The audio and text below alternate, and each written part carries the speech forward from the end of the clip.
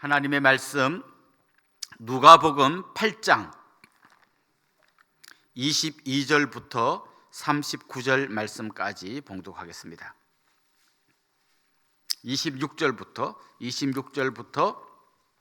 39절 말씀까지 봉독하겠습니다. 누가복음 8장 26절부터 39절까지 저와 여러분이 한 절씩 교독하도록 하겠습니다. 그들이 갈릴리 맞은편 그라사인의 땅에 이르러 예수께서 육지에 내리심에 그 도시 사람으로서 귀신 들린 자 하나가 예수를 만나니 그 사람은 오래 옷을 입지 아니하며 집에 거하지도 아니하고 무덤 사이에 거하는 자라. 예수를 보고 부르짖으며 그 앞에 엎드려 큰 소리로 불러 이르되 지극히 높으신 하나님의 아들 예수여, 당신이 나와 무슨 상관이 있나이까? 당신께 구하노니 나를 괴롭게 하지 마옵소서 하니, 이는 예수께서 이미 더러운 귀신을 명하사 그 사람에게서 나오라 하셨습니다. 귀신이 가끔 그 사람을 붙잡음으로 그를 쇠사슬과 고랑에 메어 지켰으되 그 맨 것을 끊고 귀신에게 몰려 광야로 나갔더라. 예수께서 내 이름이 무엇이냐 물으신즉 이르되 군대라 하니, 이는 많은 귀신이 들렸습니다. 무적행으로 들어가라 하지 마시기를 간구하더니 마침 그곳에 많은 돼지떼가 산에서 먹고 있는지라 귀신들이 그 돼지에게로 들어가기에 허락하심을 간구하니 이에 허락하시니 귀신들이 그 사람에게서 나와 돼지에게로 들어가니 그 떼가 비탈로 내리더라 호수에 들어가 몰사하거늘 치던 자들이 그 이루어진 일을 보고 도망하여 성내와 마을에 알리니 사람들이 그 이루어진 일을 보러 나와서 예수께 이르러 귀신 나간 사람이 옷을 입고 정신이 온전하여 예수의 발치에 앉아 있는 것을 보고 두려워하거늘 귀신 들렸던 자가 어떻게 구원받았는지를 본 자들이 그들에게 이르매 그라사인의 땅 근방 모든 백성이 크게 두려워하여 예수께 떠나가시기를 구하더라. 예수께서 배에 올라 돌아가실새 귀신 나간 사람이 함께 있기를 구하였으나 예수께서 그를 보내시며 이르시되 집으로 돌아가 하나님이 내게 어떻게 큰 일을 행하셨는지를 말하라 하시니 그가 가서 예수께서 자기에게 어떻게 큰 일을 행하셨는지를 온 성내에 전파하니라. 아멘. 출애굽기에 보면 이스라엘 백성들이 애굽에서 나올 때 바로의 마음이 완악해져 가지고 쉽게 내보내주지 않습니다. 그때 10가지 재앙이 내립니다. 10가지 재앙이 내리면서 그 재앙 가운데서 결국은 바로가 손을 듭니다. 근데 그 10가지 재앙은 그냥 그 애굽 사람들이 볼 때 와, 뭔가 좀 끔찍한 일이 일어났다 이 정도가 아니라 완전히 그들로 하여금 깊은 혼란에 빠지게 만들었습니다. 왜냐하면 그 재앙에 등장하는 한 가지 한 가지가 전부 다 애굽 신들하고 관련이 있기 때문입니다. 예를 들면 첫 번째 재앙이 나일강이 피로 물든 겁니다. 그럼 우리가 생각할 때 당장 먹을 물이 없겠구나, 되게 힘들었겠구나 이런 생각이 드는데 그게 전부가 아닙니다. 그들은 나일강을 신으로 섬겼습니다. 요 팔탄에 가면 하피랜드라고 있는데 하피가 원래 나일강의 신입니다. 나일강의 신. 그럼 이게 나일강이 피로 물들었다는 건 뭔가 하면 그냥 마실 물이 없고 굉장히 힘들었겠다가 아니라 하피라는 신이 죽은 거예요. 피를 흘리고 죽은 것처럼 그들이 생각한 겁니다. 그다음 뭐 개구리, 이, 파리 막 이런 재앙이 계속 나오는데 그때마다 그들이 큰 혼란에 빠진 거는 개구리가 막 뛰어다니고 뭐 밥 먹는 데 오고 정신을 못 차리고 그게 더 힘든 게 아니라 더 힘든 건 뭔가 하면 개구리 신이 죽은 거예요. 자기들의 신이 죽어가지고 썩어서 막 이제 밖에 버려져 있는 겁니다. 이런 것들이 그에게 굉장히 큰 충격을 주었습니다. 나중에 9번째 재앙이 뭔가 하면 흑암입니다. 그럼 우리 생각에는 뭐 깜깜하면 돌아다니지 말고 집에서 자면 되지 생각하겠지만 이 흑암이란 건 뭔가 하면 그들이 섬기던 태양신이 죽은 거예요. 그리고 마지막에 스스로 신이라고 생각했던 바로의 아들이 죽고 장자들이 다 죽는 끔찍한 재앙 끝에 이스라엘 백성들이 출애굽한 이야기가 나옵니다. 예수님께서 처음에 이 땅에 오셔가지고 복음을 전하실 때 제일 먼저 선포하신 말씀이 뭔가 하면 때가 찼고 하나님의 나라가 가까웠으니 회개하고 복음을 믿으라 라는 말씀이었습니다. 하나님의 나라의 복음을 전하셨습니다. 다시 말하면 하나님의 통치를 받고 그 하나님의 통치 안으로 들어와서 천국을 경험하라고 예수님이 복음을 전하신 것입니다. 예수님께서 하나님 나라의 복음을 전할 때, 하나님의 통치가 이 땅 가운데 강력하게 미치기 시작할 때, 그동안 이 땅에서 세력을 잡고 수많은 사람을 어둠의 그늘에 가두고 신음하게 만들었던 마귀와의 싸움이 불가피했습니다. 마치 이스라엘 백성들이 출애굽할 때 그 애굽의 신들이 다 죽고 하나님이 승리하고 나오신 것처럼, 예수님이 이 땅에 사역하실 때 그동안 이 땅에서 수많은 사람을 힘들게 했던 마귀의 세력이 물러가고 무너지는 이야기가 계속해서 복음서에 나옵니다. 마귀가 예수님의 사역을 방해하기 위해서 제일 먼저 한 일은 세 가지 시험을 준 겁니다. 돌로 떡을 만들어 봐라, 나한테 절하면 세상의 영광을 주겠다, 뛰어내리라, 받아주겠다, 이런 수많은 유혹을 했지만 예수님께서 그것을 다 이기시고 이제 하나님 나라의 복음을 전하십니다. 하나님 나라의 복음을 전하실 때 어떤 일이 일어났습니까? 그동안 어둠 가운데서 눌려있던 수많은 사람들이 주님께로 돌아와 새로운 삶을 찾게 됩니다. 다른 말로 하면 그동안 마귀가 장악하고 있던 그 사람, 그 지역에서 예수님이 사역하실 때 그곳에 있는 마귀가 도망가고 그곳에 하나님 나라의 깃발이 꽂히는 놀라운 승리의 역사가 계속되었던 것이죠. 이런 예수님과 마귀와의 싸움에서 정말 분수령이 됐던 게 바로 십자가입니다. 마귀는 가룟 유다를 꼬드기고 대제사장과 공회원들을 꼬드기고 그 다음 제자들을 도망가게 만들고 수많은 사람들을 꼬드겨서 결국 예수님을 십자가에 못 박고 자기가 승리한 줄 알았을 겁니다. 그런데 예수님께서 부활하시면서 마귀의 머리를 밟아버리셨습니다. 승리하셨습니다. 이 큰 그림으로 우리가 이 복음서를 볼 필요가 있습니다. 그렇습니다. 예수님은 마귀의 세력을 몰아내고 마침내 승리의 깃발을 휘날리셨습니다. 마귀는 예수님으로부터 치명적인 상처를 입고 완전히 멸망하지 않았습니다. 예수님 다시 재림하실 때 이제 마귀는 영원한 불못에 던져지게 될 겁니다. 지금 마귀는 치명상을 입었지만 마지막 발버둥을 치고 있습니다.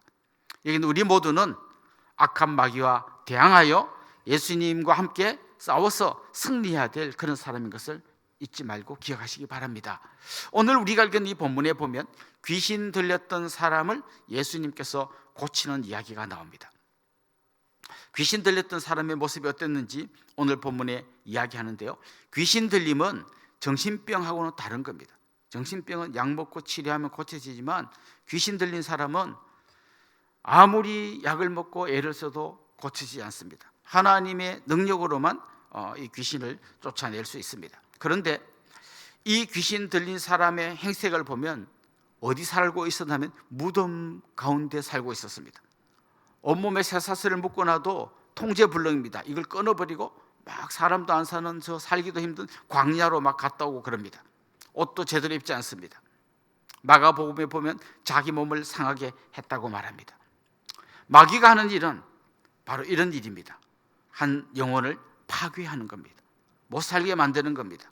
처음에는 달콤한 사탕 발림을 해서 그걸 선악과를 따먹으면 뭔가 좋아질 것처럼 따먹었지만 결국은 마귀의 종로로 타게 되는 것처럼 마귀는 지금도 우리에게 수많은 사탕 발림을 앞에 두고 있습니다. 정의라는 이름으로 이야기합니다. 너 당하고 있을 거냐? 복수해라. 그냥 두지 마라. 아주 박살내라 라고 계속 꼬드깁니다. 결국 복수가 복수를 낳고 결국 처참하게 무너지게 만듭니다. 사랑이라고 하는 사탕을 발라놓고 사실 여러분 그 안에 방종이 가득 차 있습니다. 네 멋대로 살아라. 네가 원하는 삶을 살아라. 그게 자유다라고 말합니다. 그렇게 살다 보면 또 한 인생이 망가집니다. 뭔가를 먹으면, 뭔가를 하면 우리에게 뭔가 재미있고 신기한 일이 일어날 것처럼 꼬드기지만 그 안에 결국은 마귀가 노리는 한 인생의 파멸이 들어 있습니다. 그런데 예수님이 오셔서 한 일은 뭡니까? 마귀에게 속아서 어두운 그늘에 눌려있던 사람에게 예수님이 오셔서 한 일은 그들을 그 마귀의 쇠사슬에서부터 풀어주시고 자유를 주시고 참된 행복의 길로 인도해 주십니다. 오늘 본문에 보면 귀신 들린 사람을 향해서 예수님이 바다를 건너간 앞에 본문 이야기와 이어지고 있는데요, 한번 여러분 가만히 생각해 보십시오. 많은 제자들, 12명의 제자들과 예수님이 갈릴리 호수를 건너가는데 엄청난 풍랑이 일어서 굉장히 위험했습니다. 그 위험을 무릅쓰고 건너간 곳에 누가 있었냐면 오늘 본문에 나오는 귀신 들린 사람이 하나 있었습니다. 다시 말하면 예수님은 이 한 영혼, 아무도 돌보지 않고 완전히 버려져 있는 그라사라고 하는 이방 땅 지역에 있는 이 한 영혼을 위하여 그 풍랑을 안고 호수를 건너가는 걸 예수님은 망설이지 않으셨습니다. 왜냐하면 한 영혼이 그렇게 소중하기 때문입니다. 마귀의 권세에 눌려서 신음하고 힘들어하는 사람, 예수님은 그냥 대충 지나가지 않고 끝까지 찾아가서 그 사람을 새롭게 하시는 분이십니다. 오늘 본문에 보면 그 사람을 만났을 때 그 사람 안에 있는 귀신이 소리쳤습니다. 지극히 높으신 하나님의 아들이여, 나와 무슨 상관이 있습니까? 이렇게 외쳤습니다. 그게 두 가지 중요한 말이 있는데요. 첫째는 지극히 높으신 하나님의 아들이라는 걸 귀신도 알아봤다는 거예요. 그 다음 말이 뭡니까? 나와 무슨 상관이 있습니까? 우리가 예수님을 안다는 것은 그냥 예수님이 대단한 분인 걸 아는 걸로 끝나면 귀신들도 아는 겁니다. 그 정도가 되어서는 안 되는 거죠. 뭐가 필요합니까? 당신은 나의 주님이시고 나의 하나님이십니다 하는 우리의 고백이 필요한 것이죠. 방금 말씀드린 것처럼 이 사람은 실컷 고백했지만 나와 무슨 상관이 있습니까? 라고 이야기합니다. 자, 왜 그가 먼저 소리를 질렀을까요? 예수님이 사실은 그 전에 귀신을 향하여 그 사람에게서 나오라고 말했기 때문입니다. 오늘 이 본문을 잘 보면 예수님과 이 귀신과의 싸움이 치고받고의 싸움이 아닙니다. 일방적으로 예수님이 나가라 할 때 귀신이 꼼짝 못하고 떠나가는 모습이 오늘 본문에 나옵니다. 특별히 예수님은 이 귀신에게 물어봅니다. 내 이름이 뭐냐? 사실 이름이 뭐냐라는 것은 너의 정체가 뭐냐를 물어보는 겁니다. 너 정체가 뭐냐? 그랬더니 이 귀신 들린 사람이 저는 군대입니다라고 말합니다. 군대는 우리나라로 치면 한 여단급 되는 굉장히 많은 군인들이 모여있는 그런 규모의 군대라고 이야기한 것이죠. 그 안에 군대 귀신이 들렸다는 말은 수많은 귀신들이 그 사람 안에서 역사하고 있었다는 이야기입니다. 결국 예수님은 귀신을 명하여 돼지떼에게로 들어가라고 했고 결국 돼지떼가 바다에 빠져 몰사하는 그런 이야기가 오늘 본문에 나옵니다. 결국 이 사람은 어떻게 됐을까요? 이제 맑은 정신이 돌아오고 옷을 입고 단정하게 변화되어 새 사람이 된 모습이 오늘 본문에 나옵니다. 이게 바로 예수님이 하시는 일입니다. 마귀는 한 영혼을 파멸에 이르게 하고 예수님은 그들을 다시 살려내시고 새로운 삶을 주시는 분이십니다. 여러분의 인생 가운데 어떤 어려움과 고통과 아픔이 있었다 할지라도 내 힘으로 할 수 없는 것을 예수 그리스도 그분에게 맡길 때 그분께서 마귀의 그늘에서부터 여러분을 건져 주실 줄로 믿습니다. 그 주님을 붙들고 기도하고 주님의 도우심을 구하고 우리 힘으로 할 수 없으니 주님 도와주십시오. 이 마귀의 그늘에서 벗어나게 해주십시오. 이 믿음 갖고 나아갈 때 주님께서 여러분 가운데 역사하실 줄로 믿습니다. 오늘 본문에 등장한 이 사람 보십시오. 그가 이제 온전한 정신으로 돌아온 다음에 예수님께 부탁했습니다. 제가 예수님과 함께하고 싶습니다. 그때 예수님은 놀라운 말씀을 하셨습니다. 나와 함께하는 게 아니라 너네 집으로 돌아가서 이 동네 사람들에게 하나님 나라의 이 복음을 전하라고 말씀해 주셨습니다. 우리가 얼른 보면 예수님이 한 사람에게 복음 전하라고 하셨구나 라고 이야기하겠지만 사실 이 이야기는 엄청난 이야기입니다. 왜냐하면 지금 그 사람이 살는 그 땅은 이방 땅입니다. 최초의 선교사면 우리는 바울을 떠올리겠지만 사실 성경을 읽어보면서 예수님의 명령을 받고 최초로 이방 지역에 가서 제대로 복음을 전한 사람은 아마 이 사람이 아닐까 생각됩니다. 이제 그는 더 이상 어둠의 그늘에 머무는 사람이 아닙니다. 이제 그는 어둠의 그늘에서 벗어난 걸로 만족하는 사람이 아닙니다. 그는 한 걸음 더 나가서 복음을 전하는 선교적 사명을 감당하는 사람이 되었습니다. 그는 자기가 배운 지식을 전한 게 아니라 자기가 만난 예수님을 전하는 사람이 되었습니다. 사랑하는 성도 여러분, 여러분 인생 가운데 어떤 어두운 그늘이 있더라도 어떤 어려움 가운데서 여러분이 신음하더라도 한 가지를 기억하십시오. 주님은 여러분을 그 어두운 그늘에서 건져내시기 원하십니다. 저는 여러분이 그 주님을 만나기를 원하고 여러분이 만난 그 주님을 또 다른 누구에겐가 전해줄 수 있는 능력 있는 그리스도인이 될 수 있기를 주님의 이름으로 축원합니다. 기도하겠습니다. 하나님 아버지, 우리의 연약함을 아시는 주님께 기도합니다. 주님께서 우리를 긍휼히 여기시고 찾아와 주셔서 마귀의 그늘에서 신음하고 있는 우리를 구원해 주신 분인 줄로 믿습니다.